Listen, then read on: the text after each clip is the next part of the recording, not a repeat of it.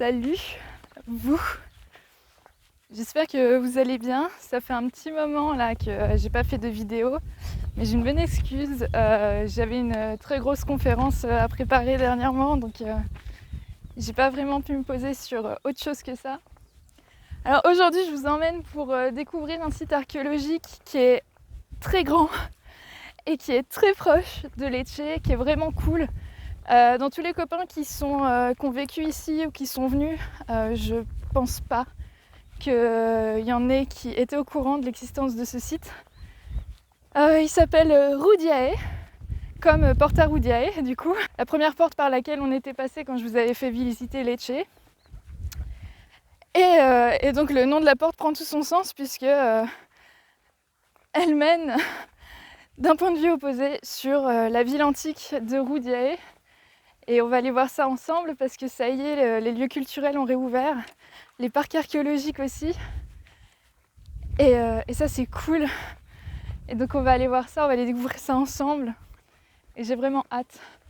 Sauf si je me prends une installation et que je meurs entre temps. Parce que comme une bon con, j'ai oublié de mettre de la crème solaire. J'ai une casquette, mais vous allez voir, elle fait très 18e siècle.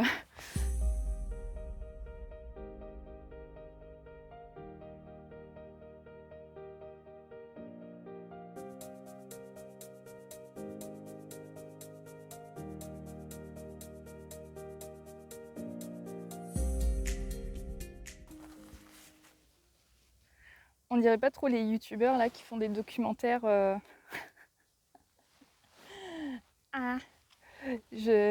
Tout ce que je déteste. Bref.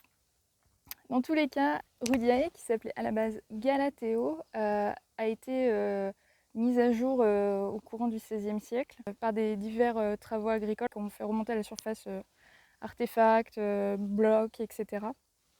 Et c'est un site qui est quand même assez intéressant parce que pendant la période Messapi, donc aux alentours du 7e siècle, il y avait le centre de Cavallino, qui est un site qui n'est pas très loin, qui rayonnait vraiment, et progressivement, pendant la période hellénistique et classique, c'est Rudiae qui a pris le relais. Donc il y a différents édifices qui ont été découverts, comme cet énorme amphithéâtre, des structures d'habitation, des tombes à hypogée, des édifices de culte. C'est un site où l'occupation est continue du 7e à peu près le 2e siècle après. Il y a un collapse, une absence, un abandon progressif. Et l'occupation reprend vers la période médiévale aux alentours du XVIe siècle. Mais uniquement parce que les gens y voyaient un potentiel pour pouvoir récupérer les blocs, en fait, les amener à Lecce, qui du coup était Lupiae à ce moment-là, pour pouvoir y construire des édifices. Donc ce qui fait qu'il y a des habitats, il y a des édifices à Lecce actuellement qui sont faits avec les blocs de Rudiae. Alors Rudiae, c'est un site archéologique qui est à environ 3 km au sud-ouest de Lecce, donc vraiment dans la province proche. C'est l'un des sites archéologiques les plus importants de la zone salentine et qui pourtant n'est pas très connu en fait. Alors à l'époque archaïque, c'est Cavallino qui est le centre dominant de la région, avec une superficie d'environ 69 hectares, donc ce qui est quand même assez important. Et avec l'abandon de Cavallino dans la première moitié du 5e siècle, le relais est pris par Rudiae du coup, qui devient donc le plus grand centre, la plus grande cité, avec une surface d'environ 100 hectares, donc ce qui est quand même assez important, quoi, surtout pour l'époque. Au IIIe siècle, on a un déclin progressif de la ville, notamment avec l'arrivée de la colonisation romaine et des mouvements de troupes vers le sud.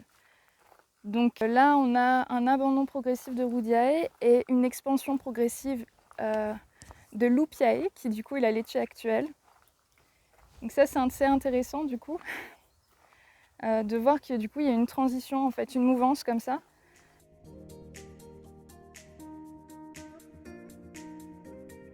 Vous voyez tous les petits tas de blocs là qui sont en face, ici. En fait, ça, c'est des restes d'unités d'habitation. Bon, bah, c'est un peu le bordel, quoi, mais faut imaginer que là, il y avait du bon monde qui habitait là. Vous imaginez vivre dans une maison de ce genre-là? Bon, bah, faut imaginer les murs, hein, etc., mais... Faut pas oublier qu'ils n'avaient pas encore l'électricité, hein. Ah, il devait quand même bien se faire chier. Alors derrière moi, vous pouvez apercevoir la maison du premier poète de la littérature qui s'appelait Quinto, je sais plus quoi. Quinto Ennio. Quinto Ennio. Ce petit monsieur, donc c'était le premier poète connu de la littérature, donc au IIIe siècle avant Jésus-Christ. En fait, il avait un passif, il a été militaire pour, pour la milice romaine. Et puis, comme c'était un artiste à ses heures perdues, il s'est fait repérer. Et après, il a bougé sur Rome, tranquille, pour faire des petits posts Insta, poésie et tout ça. En fait, c'est comme ça qu'il s'est fait connaître. Donc, il a écrit des tragédies et aussi plusieurs livres. Voilà. Ici, on est face à l'édifice qui est le lieu de culte, qui date du 1er siècle. Il est orienté nord-ouest-sud-ouest et en fait il est constitué de blocs quadrangulaires, donc ça je pense que vous le voyez assez facilement. Il s'articule en différentes pièces communicantes, c'est notamment lié à la fonction cultuelle. La divinité qui était dédiée à ce temple n'est pas connue. En revanche, tout autour de l'édifice, vous pouvez voir qu'il y a un mur en fait qui fait vraiment tout le tour. Ça s'appelle un téménos et donc c'est un mur d'enceinte sacré. Donc ça démontre bien qu'on était face à un édifice cultuel. Ça c'est intéressant parce qu'en fait vous pouvez voir la technique de construction des murs de fortification, parce que ça c'était une enceinte.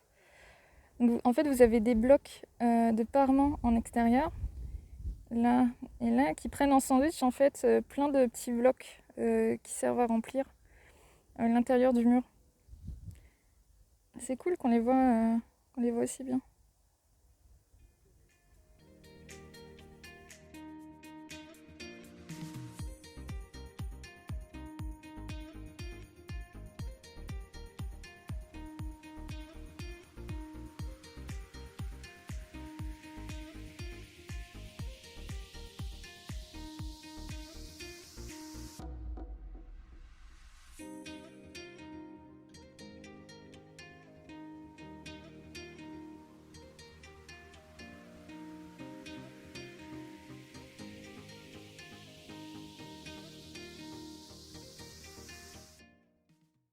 Là, je vais vous emmener dans l'un des édifices phares du site, qui est l'amphithéâtre. Et c'est intéressant parce que, comme toute la zone archéologique, tout le parc archéologique, en fait, toute la cité antique a été construite en respectant les contraintes du paysage, au début, à la période Messapi, ils récupéraient les eaux de pluie dans une espèce de bassin naturel. Et donc ce bassin-là a été transformé en amphithéâtre à la longue. En fait, ils ont optimisé cette énorme cuve en la construisant, en la modifiant. Et c'est devenu l'amphithéâtre, du coup. Donc je vais vous montrer, je vais vous y emmener. Et il est vraiment cool, cet amphithéâtre. Et en tout cas, il est mieux que celui de Lecce parce que déjà, il est bien elliptique, alors qu'à Lecce, il est coupé en deux. On peut se balader dedans, donc ça, c'est cool.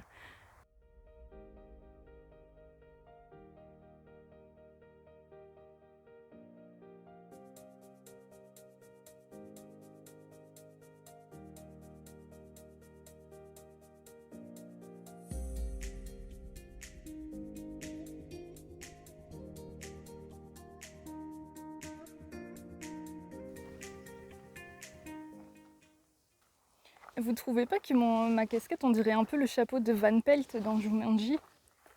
Genre Van Pelt, c'était le chasseur qui voulait toujours tuer tout le monde là. On dirait trop Van Pelt. En fait, c'est un peu un chapeau de colonisme mon truc là. Je vais peut-être changer de casquette moi au final, hein.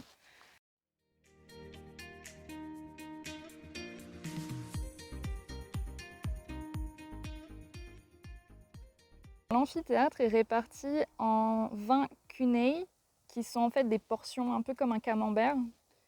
Avec une telle superficie, une telle capacité, 8000 spectateurs avec une seule entrée, ça paraît quand même assez ambitieux. Ce qui fait que les amphithéâtres étaient munis de vomitoires, qui étaient des couloirs d'évacuation des visiteurs.